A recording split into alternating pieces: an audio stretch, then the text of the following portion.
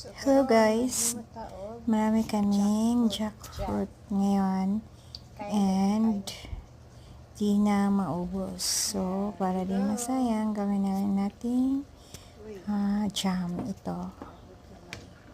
Pwede natin itong pampalaman at pwede din natin gawin panghimagas. Ipapakita ko sa inyo sa susunod ko paano ko ito gawin panghimagas. Gagawa muna ako ng lumpia wrapper bago ko ito gawin panghimagas. Actually, panghimagas na ito.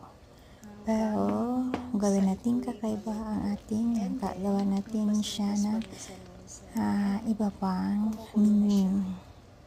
So, abayan nyo. Malapit na siyang maluto. So, sa mahinang apoy lang siya lulutuin para hindi masunog. So, konting-konti na lang malulutuin siya. So, di ko na siya nilagyan ng sugar kasi matamis na siya. Yan, lapot na. Balutin ko siya ng lumpia. Malapot na.